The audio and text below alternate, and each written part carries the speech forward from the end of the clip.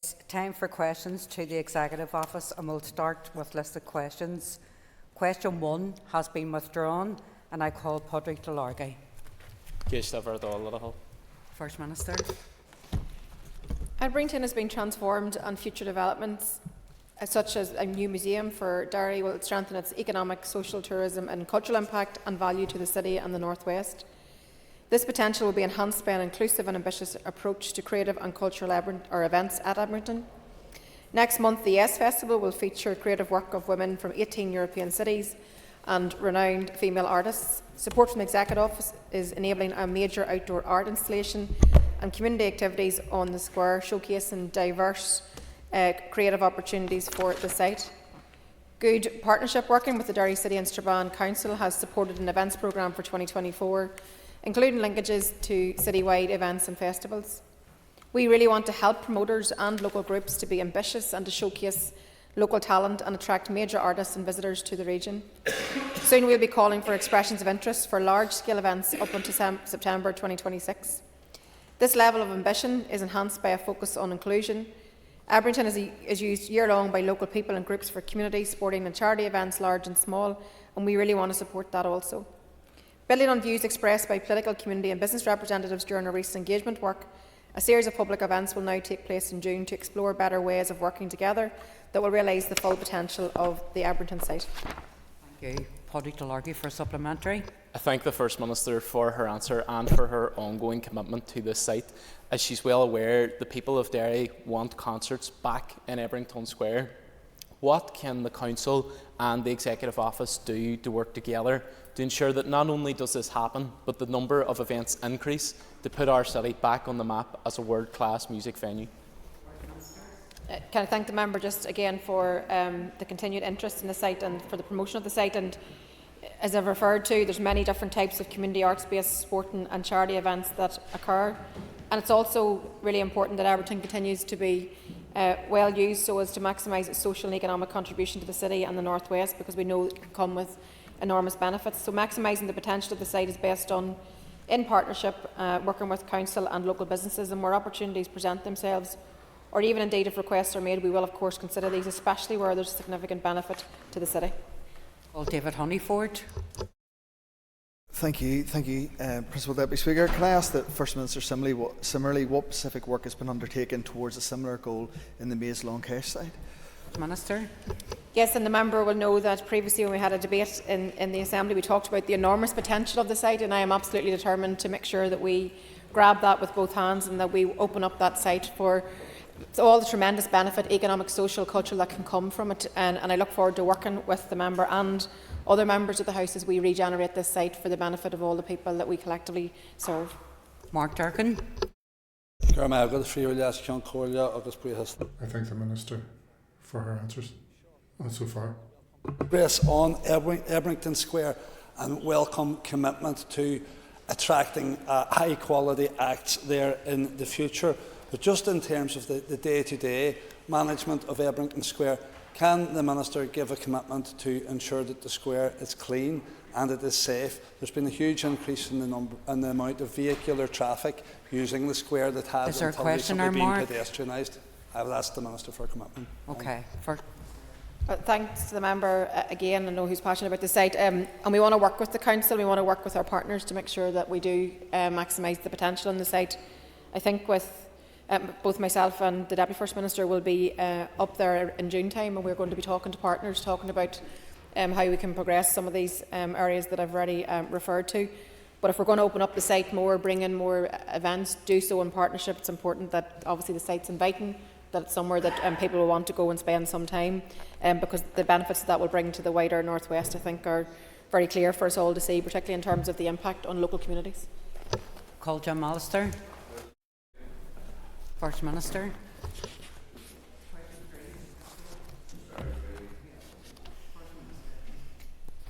Our department has been representing the interests of victims and survivors for many years. We remain committed to ensuring that their needs continue to be met.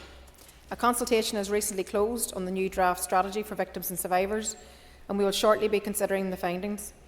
A key part of the strategy will be providing support for victims and survivors and their families as they move forward from experiences of the past.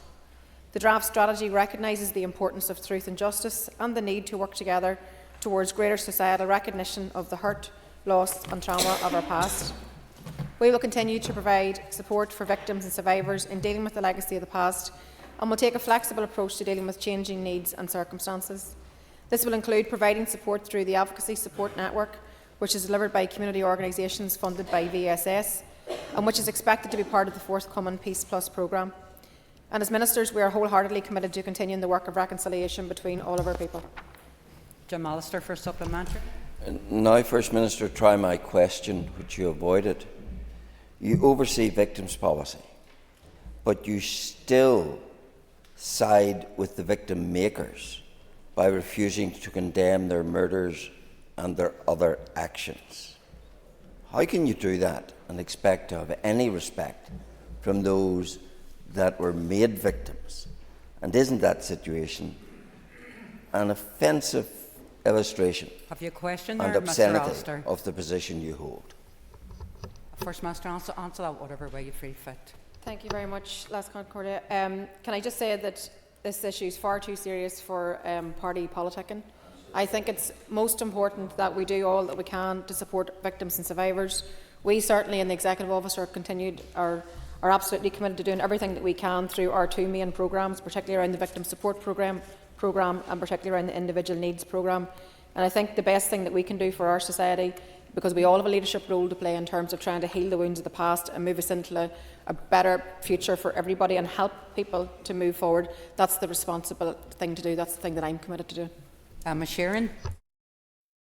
Corlean Gora Magath, Lishanera, Asa and Fragrashan.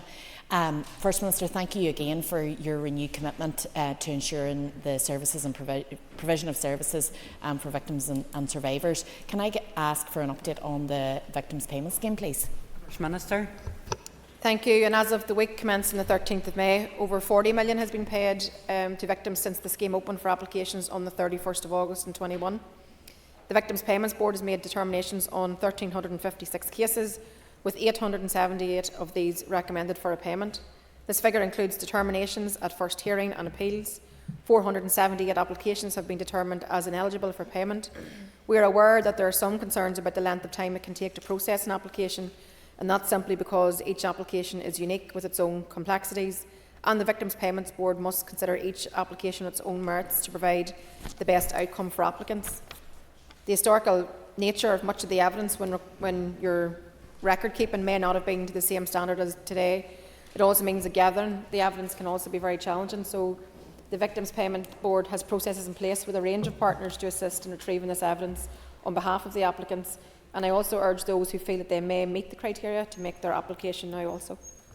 Thank you. I call Connie Egan. Principal Deputy Speaker. First Minister, could you please provide us with an update on the appointment of a Commissioner for Victims and Survivors?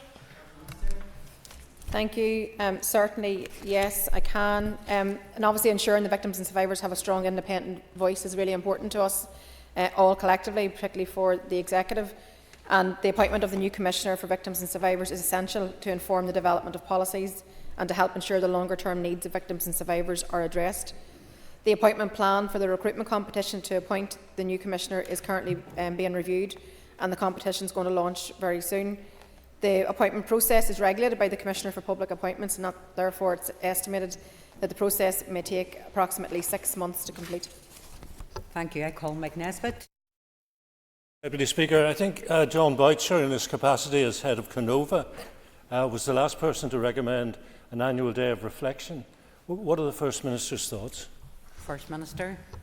Indeed, we do have an annual day of reflection, and I think that is something that we collectively should give consideration to, because I think for the success of something like that, it's something that we all need to be part of. I think that would be the healing value to it, so I think we're going to have to explore that a bit more. Certainly, I think that it's important that we find the space to be reflective and to do so together. Call Tom Buchanan. Question number 4. First Minister. We welcome the inquiry and its presence in Belfast from the 30th of April to the 16th of May 2024. We fully support the inquiry in its mission to learn lessons for the future, and we have and continue to engage with the inquiry on that basis. It's right and proper that COVID-19 decision-making and other matters are being considered, and we will actively work through the lessons to be learned. And this will be a combination of our own analysis and consideration of recommendations from the inquiry whenever they themselves become available. Tom Buchanan for supplementary. Thank you. And in relation to learning lessons, has the Minister's Department any plans or considering putting any contingency plans in place to deal with another similar pandemic should one arise in the future? First Minister. I thank the member for that. And yes, I mean, obviously the purpose of the inquiry itself is to learn lessons, and a number of lessons have been learned as we travelled through the COVID pandemic itself. Also, we've been able to update our civil contingency framework. Again, that was about lessons learned throughout the pandemic. But it's very clear to us that we have to embrace the recommendations of the inquiry whenever it does complete, because it is unfortunately inevitable at some juncture in the future there will be another pandemic. So I think that given that this was such a global pandemic that was unprecedented to all of us, I think there's no doubt that there's many lessons to be learned, and we will be able to put them into effect. The inquiry has finished its this module anyway for here. It will be sitting again to hear more evidence, but then we'll have the fulsome reply, and then the executive as a whole will have to take those recommendations on board. I call Matthew O'Toole. Thank you, Principal Deputy Speaker. First Minister, after the RHI inquiry was published in March 2020, which was just as the COVID pandemic was spreading, you said, "We need open government," this is a quote, "where decisions are properly scrutinised day and daily, no hiding place for malpractice." First Minister, the COVID inquiry was not able to get hold of key evidence because of deleted digital devices. Can you confirm whether those WhatsApp is still being used to do government business, and if so, are you sharing a record in real time with civil servants so that they can keep that record and it can't be deleted? Thank you. Thank you. Clearly, it was our understanding at the time that the Department operated on a robust record system detailing all the required information of decisions made, engagements, meetings regarding departmental business, and I think we were all fulsome in terms of setting that out to the inquiry. It's also understood that all that information was recorded and retained by departmental officials. However, I mean, I think, as I just said previously, there's no doubt there's lessons to be learned. There's no doubt that the head of the civil service has set out to ensure that everybody fully understands best practice in terms of the operation of executive business, and also that everything is commended to the official record. I call Liz Kimmins. I thank the First Minister for her answer so far. Would the Minister agree with me that the COVID inquiry is an important platform for the bereaved families who lost loved ones during the pandemic, and that lessons must now be learned right across all departments? Yes, and I think that's what we know right at the heart of the inquiry. So I absolutely agree with the member, and our thoughts will always be with those loved ones during this most challenging and horrific and difficult period that they lost so much. As I've said, we fully supported the inquiry and its mission to learn lessons for the future, and we will continue to engage with the inquiry on that basis. It's absolutely right and proper that the COVID-19 decision making and other matters that are being considered will be taken on board, and we'll actively learn lessons which will complement what we have brought forward in terms of our own analysis, but obviously the inquiry will also have recommendations to make. I call Peter McReynolds. First Minister for her answers so far. Given the evidence that the absence of the institutions caused considerable harm to preparations for the pandemic, what steps will be taken in the coming weeks towards meaningful institutional reform?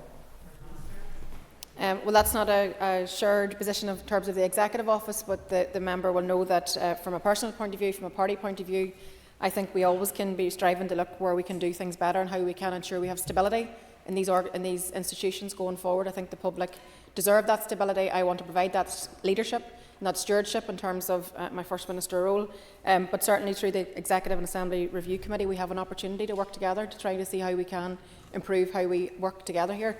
And let's do so with the good intention of making sure that this is a permanent fixture, and particularly in these times as we go through election contests with the Westminster election being called, I would call for steadiness in terms of the Assembly and Executive. I want us to continue to do our job here. We've made good strides forward in terms of making some progress in the early days, and I want us to keep continuing that work.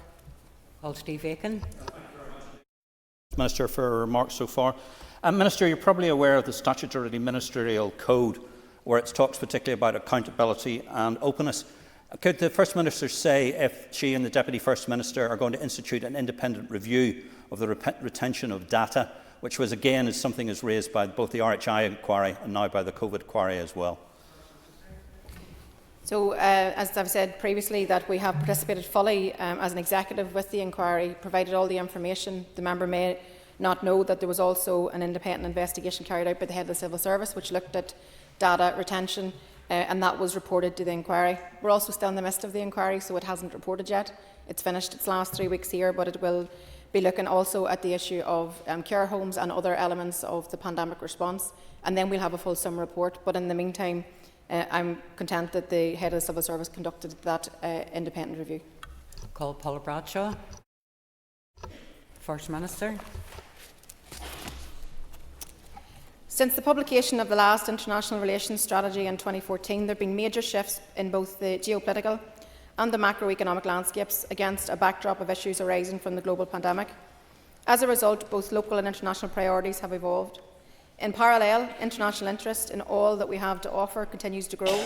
We have a reputation as one of the world's best business set-up partners and an investment destination of choice.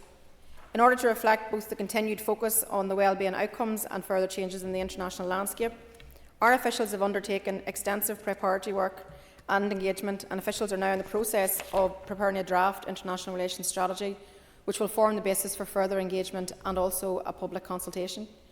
We look forward to bringing a new international relations strategy for executive consideration, and it's intended that this new executive strategy will build upon our strengths, support the delivery of the programme for government, acknowledge emerging global challenges and opportunities, and set out the optimal countries and regions for engagement to maximise delivery of our shared priorities. The strategy will be important in setting out our longer-term approach to international engagement, but we have already been working hard in our first few months to build relationships with strategic international partners who have a keen interest in both our peace and prosperity. Call Paula Bradshaw for supplementary. Thank you. Thank you, First Minister, for your answer.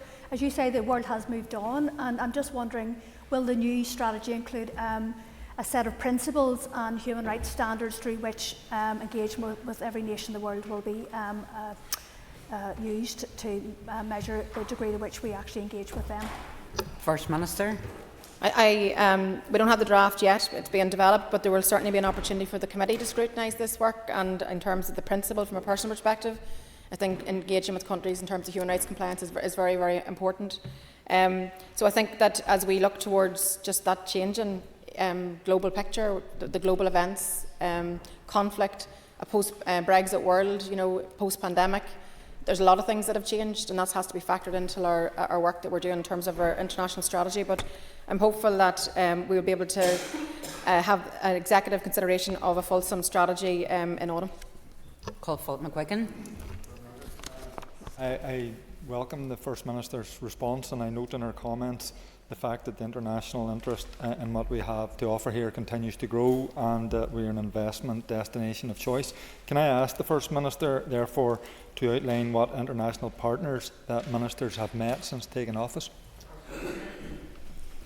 Yes, since taking office, the Deputy First Minister and I, along with junior ministers, have seen firsthand the level of interest and enthusiasm shown by our international partners, even from very early days. And during that time, we have, and our officials have supported visits from over 20 different countries. We've had the pleasure of welcoming the Prime Minister of Kosovo, ambassadors from the US, EU, Germany, China, Japan, to name just a few. Alongside that, the member will be aware that the Deputy First Minister and I led a delegation to the US during St Patrick's Day, and again taking every opportunity when meeting with business leaders to deliver a clear message that we are an attractive investment opportunity for global companies because of our talented workforce, our dual market access, our innovative homegrown companies. And at the same time, our junior ministers travelled to Brussels to engage in a round of meetings and events, reinforcing once again our commitment to key relationships and networks across Europe. So looking to the future, we're very much looking to continue to work alongside the Minister for the Economy to highlight the message that we are very much a place that is open for business. Brian Kingston, please. Madam Principal Deputy Speaker, and following on from that question, as the First Minister will be aware, the Northern Ireland Executive currently has a presence in Belgium, in China, in the United States of America. My question is, can the First Minister indicate what other places are being considered as key market for economic opportunity or for strengthening our diplomatic relations? I thank the member for that. I mean, as I said, we're going to take every opportunity to promote this place overseas, and we have the 3 bureaus, which are really, really important in terms of being there to support our access into those key markets and facilitating our engagement with the EU, its institutions, and with wider Europe. But also equally alongside those key locations of Brussels, Washington and Beijing, there are also interests elsewhere. So we're going to work in terms of our international strategy to work with InvestNI, because they also have a presence in 30. They have 30 other international offices. So I think it's really, really important that the work that InvestNI do, the work that we do in the Executive Office in terms of the international strategy, that these things work alongside each other and that they become wider networks in which we can deliver our shared priorities. So I think in terms of the actual places of interest, I think that will become more evident just as we develop the strategy. Justin McNulty. Lashkan Corla. First Minister, thank you for your answers thus far. In terms of promoting international relations, could there be a better way than hosting a global soccer tournament in West Belfast at the GAA HQ in Belfast, Casement Park, a newly developed Casement Park? And will the First Minister and Deputy First Minister both be putting their shoulders to the wheel to ensure Casement gets built in time for that tournament? First Minister. Yes, I can say that I absolutely concur in terms of the enormous economic benefit, the sporting benefit, the legacy the Euros would lead. This is an opportunity for not to be missed. I note some of Richie Sunak, the Prime Minister's commentary last week in terms of substantial contribution. We look forward to some figures being put to that statement, but it's very clear that the enormous benefit that we would have from the Euros is something that we must grasp with both hands, and also in turn Casement Park will be built. Call Peter McReynolds. First Minister. With your permission, Junior Minister Riley will answer this question. And with your permission, Alaska and Corley will answer questions 6 and 10 together. We want to reiterate that ending violence against women and girls remains one of our key priorities, and we are committed to bringing forward the strategic framework and action plan for consideration by the Executive Committee as soon as possible. The recent murder of Catherine Parton only highlights the urgency required, and we want to extend our sympathy to Catherine's family and friends at this extremely difficult time. We are currently given the very active consideration to final options, and it is anticipated the updated framework and action plan will be brought to the Executive very shortly. I call Peter McReynolds for a supplementary. I thank the Junior Minister for her response, and can I congratulate her on the appointment in her new role since we last saw each other. Can the Junior Minister outline what resources will be available during this and future financial years to ensure the implementation of the strategic framework? Yeah, and I thank the member and thanks for his words of congratulations. And as the member will know, we are operating in a very difficult budgetary situation. The impact of that is being felt across departments and within our communities, and we're actually just hearing that as the budget is debated here today. Work is ongoing to develop a costed action plan to support the delivery of the strategic framework, taking into account the wider financial implication across all departments. I know that the member, as do we, want to make sure that this framework has the impact and delivers on the step change that is needed to society in ending violence against women and girls. We will continue to engage with our executive colleagues and partners on this crucial area, and we are absolutely committed to bringing this framework forward as soon as possible. Call Melissa McHugh for supplementary. Junior Minister for her answers so far. Can you detail how will the framework tackle the increasing abuse experienced by women and girls? Yes, the horrendous murder of Catherine Parton in recent weeks is yet another stark reminder that every single day there are many women who are not safe in their own homes and who suffer violence and abuse, often in silence. Yet again, we have to stay and we have to take a stand here today and say that enough is enough, and together we need to ensure that there is zero tolerance of any violence or abuse towards women and girls. My heart goes out to all of Catherine's family and friends, but to her father, who experienced something that no parent ever should, which is every parent's worst nightmare. Words, however, are not enough, and as an executive, we are committed to taking action. Cara Hunter. 2 weeks ago, the other Junior Minister had touched on the Department was engaging with the Health Minister to ensure they had a conversation about loss of women's aid funding. Can you update the House today on those engagements that you've had, and if you will ensure that this funding is provided? Junior Minister. Yes, and I thank the member for her question. Just regarding the funding cuts to the budget of the Women's Aid Federation, we recognise that the need to ensure services for victims deliver a consistent, trauma-informed response across a diverse range of needs, and that also includes access to funding and resources. We absolutely acknowledge the good work being carried out by delivery partners, and that includes Women's Aid in very, very challenging circumstances. And as I said before, we will continue to engage with our executive colleagues in relation to funding for Women's Aid Federation and other delivery partners. I call Daniel McCrossan. Thank you, Madam Deputy Speaker. Question 7, please. First Minister. The member will now be aware of the written statement which we made to the Assembly on the 23rd of May on the Executive's legislative programme. This sets out the bills which, subject to executive agreement on the substance of each proposal, Ministers intend to introduce to the Assembly before the end of the calendar year. Ministers also have had a large number of other legislative proposals in development, and we intend to make a further statement later this year about the additional bills which will be introduced before the end of the 24-25 session. Daniel McCrossan for a supplementary. First Minister, this Assembly, and particularly the Executive, has now been in place for over 100 days. The public expect and rightly deserve delivery from this Executive after continuous failure. When will the Assembly actually get sight of this programme for government and have an opportunity to debate the priorities that are laid out before us? First Minister. So perhaps the member has missed this information, but the Assembly will have the opportunity to debate and scrutinise the legislative programme on the 11th of June. We've scheduled a debate in the aftermath of having laid the written statement last week. And we recognise that the Executive's legislation priorities will importantly set the framework for the legislative programme of work here in this House. So really important that we have that debate next week, or is it the week after? It is for this reason that we've worked collaboratively with ministerial colleagues and also taken the necessary time to produce a programme that reflects departmental policy priorities and also one that's deliverable within this committed timeframe. Call Linda Dillon. Concordia, and thank the Minister for answers so far.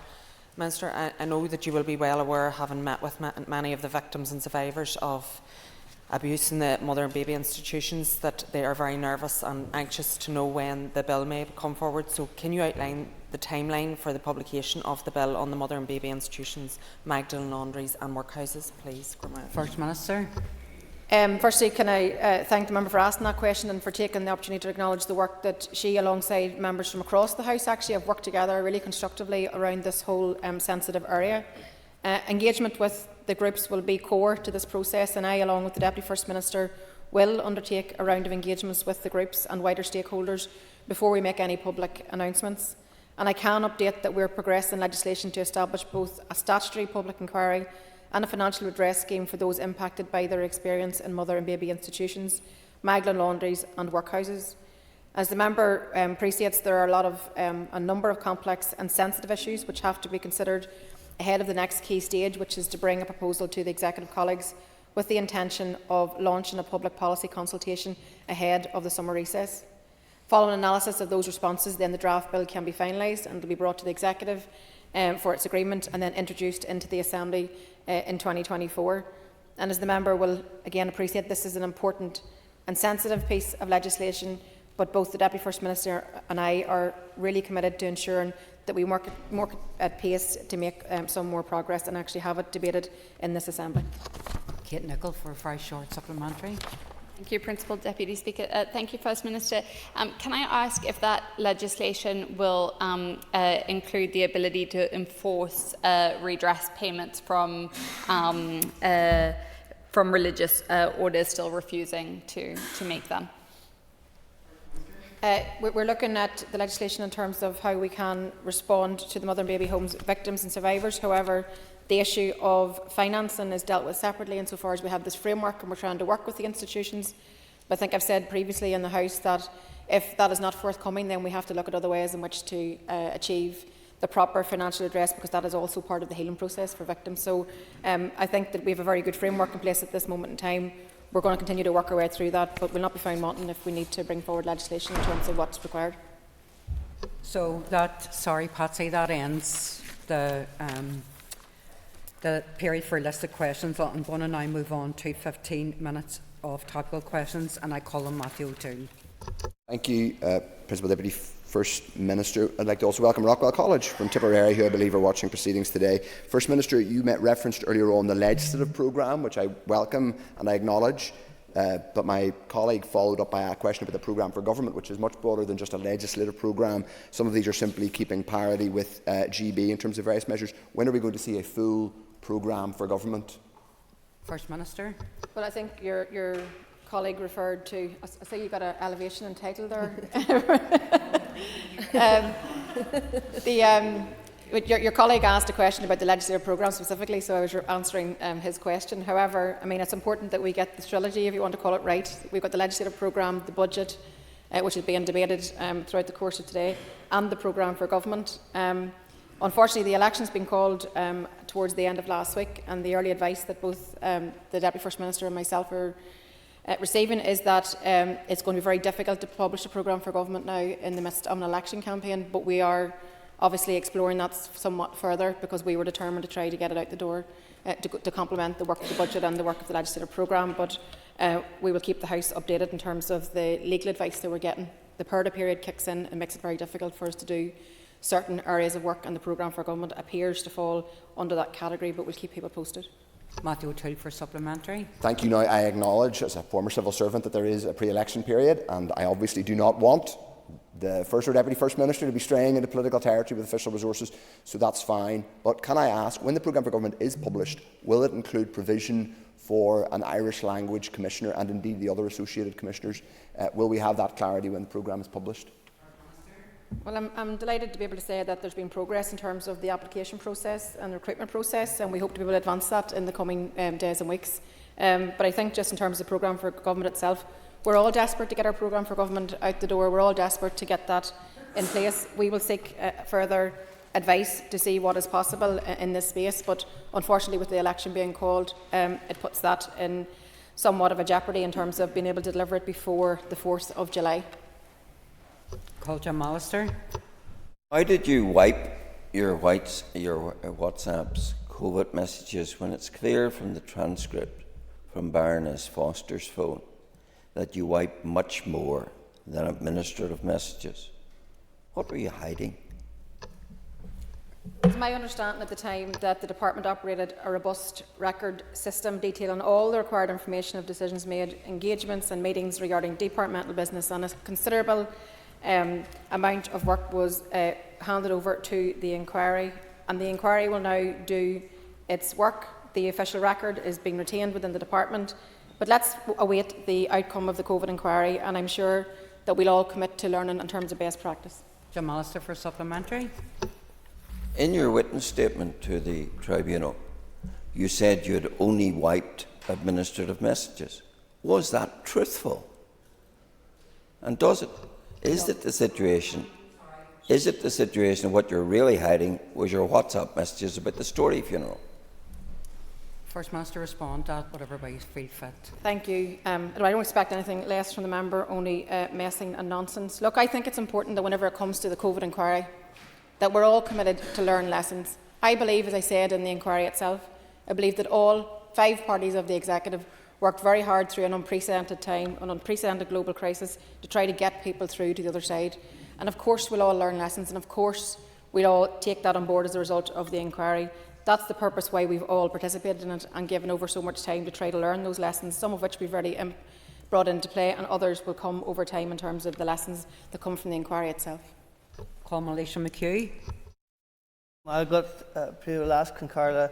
Minister, do you agree with me that the holding of the Euros in 2028 creates an unprecedented economic opportunity that will significantly benefit all of the community? First Minister. Yes, I absolutely do. Hosting the Euro 28 football in Belfast is an unmissable opportunity. As I've said, it's going to create millions into the local economy. And I also think that the recent report commissioned by Ulster GAA has revealed that hosting these games in the north would be worth over 100 million to the local economy. And those figures speak to the economic benefits of hosting these games, and hosting this championship in a newly developed Casement Park is also an unmissable and unique economic opportunity that will leave an unprecedented legacy for local sport. Alicia McHugh for supplementary.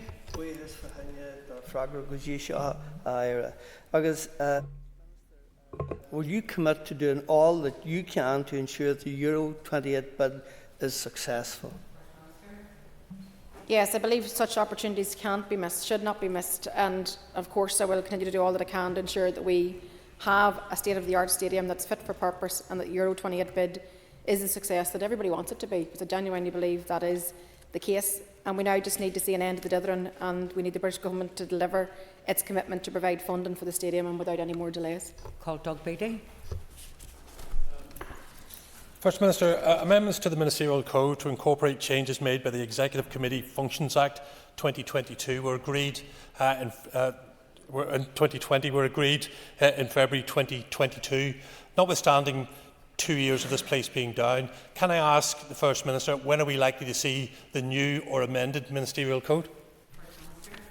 Yeah, I know this is an area that the member brought forward. I don't have the actual time frame, but I will come back to you. I know that's an area that you were particularly keen to see advanced, and I think with no institutions in place it wasn't put into place, but it needs to be brought into place, so I'm happy to respond in writing.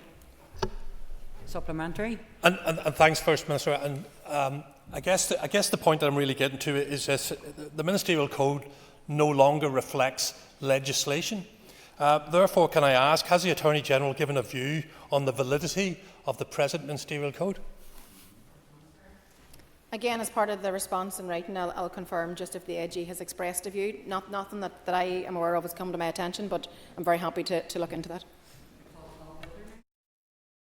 Prayer last Corlia.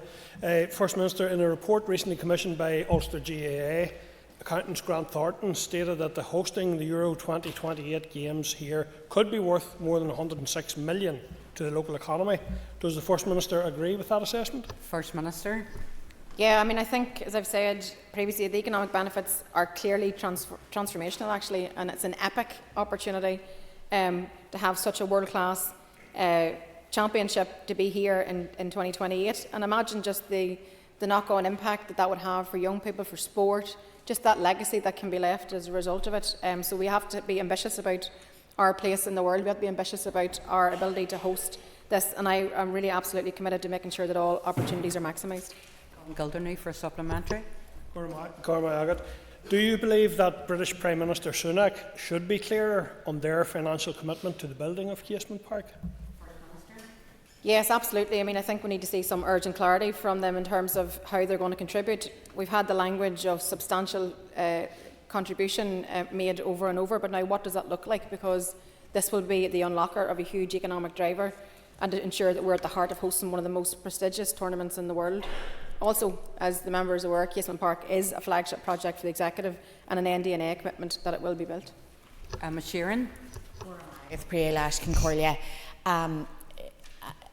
Pre-Waira, I'm sure, like myself, you have seen over the weekend the horrible images that have flooded all of our screens from Gaza.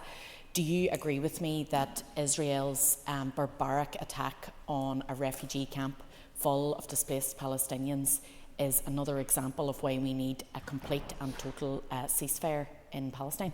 First Minister. I'm speaking personally in this regard, but there's no doubt that over 1 million Gazans are sheltering in Rafah with absolutely nowhere to go. And over the weekend, I think we've all witnessed the just pure horrendous scenes of charred remains and bodies under the rubble of a refugee camp in ruins.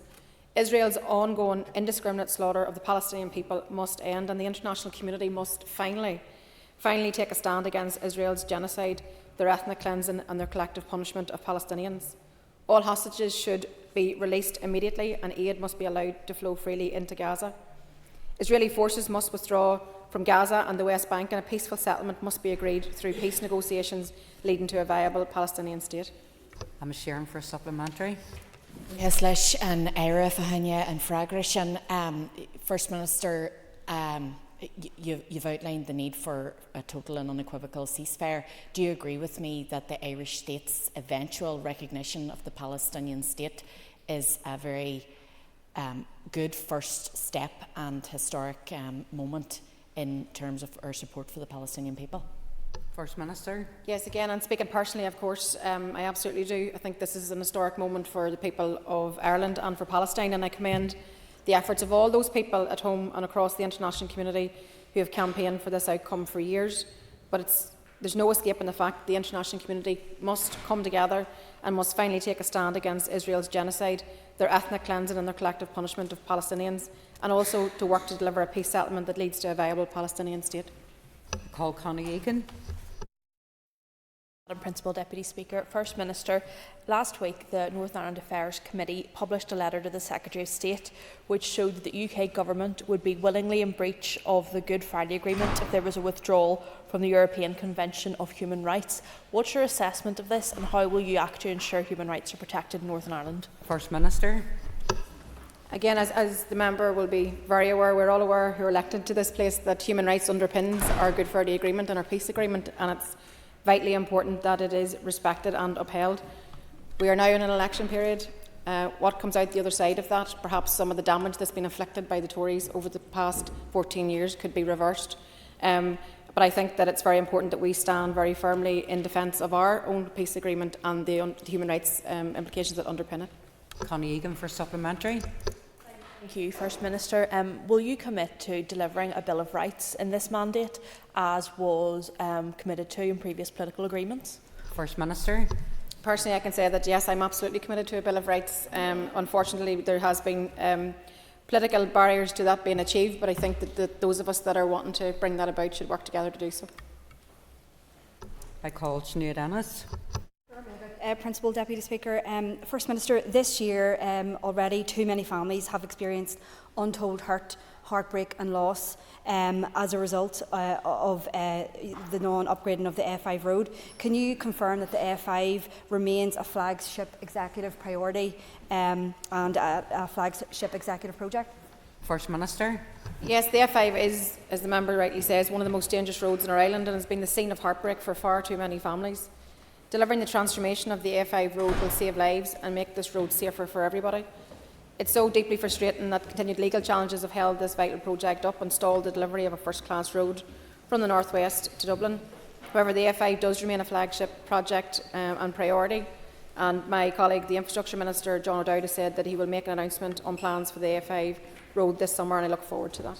Sinead Ennis for supplementary. First Minister, I welcome those comments. Would the First Minister agree that upgrading the A5 should be a priority for Ministers North and South, and that work to upgrade the A5 should start sooner rather than later? Yes, I mean, upgrading this road is a priority for the Executive and also for the Irish Government, who recently committed £600 million towards the project. The level of tragedies and road deaths on the A5 are both a statement and a challenge that we need to urgently upgrade this dangerous road to save lives now and to help ensure that no other family suffers this heartbreak. This is a key infrastructure project which will transform lives for the better for everyone. This project will save lives, so we now need to move forward and get the road built. Collier, the tourism sector is a huge driver for economic growth, and particularly so in my constituency of Fermanagh and South Tyrone. Does the First Minister agree that growing prosperity and delivering regional balance is an important outcome from a future programme for government? First Minister. Yeah, I think it's important and essential that all of our communities share in the benefits of prosperity, and that's why it's essential that we deliver on sort of the key infrastructure projects such as the Narrow Bridge, the A5, the A29 road schemes, as they will enhance mobility and connectivity communities, whilst also delivering on the expansion of Ulster University at Magee, maximising the potential of the Euro 28 bid. All these things, I think, are solid foundations in which to build our economy in a balanced way, because I think regional imbalance has been a factor for far too long, and I think we have an opportunity to turn that around, particularly with the vision for the economy which Conor Murphy had set out previously in terms of making sure that prosperity is felt across the board. Anya Murphy for supplementary. And I'd like to thank the Minister for her answer, and I'd like to take this opportunity as well to invite her and the Deputy First Minister to visit Fermanagh and South Tyrone to see our wonderful tourism offering in the coming period. Thank you for the invitation, and I'm sure that and hope that both the Deputy First Minister and myself will be in a position to visit Fermanagh and to see at first hand the wonderful tourism offering across the county, and we hope to do that in the coming period. Call Alex Eason. Thank you, Madam Principal Deputy Speaker.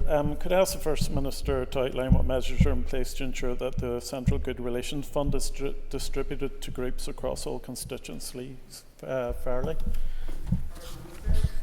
Well, I think it's very, very important that good relations funding is distributed very fairly, and that we have a very open and transparent process in terms of how applications are assessed and then obviously awarded funding. It's also subject to an equality impact assessment as the normal procedure in terms of the programme itself.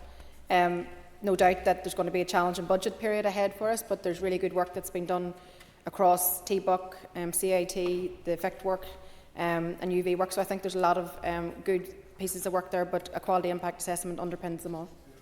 So, sorry, that ends. Sorry, Alex, no more time left. If members would mind taking their ease, do we change the top table? Thank you.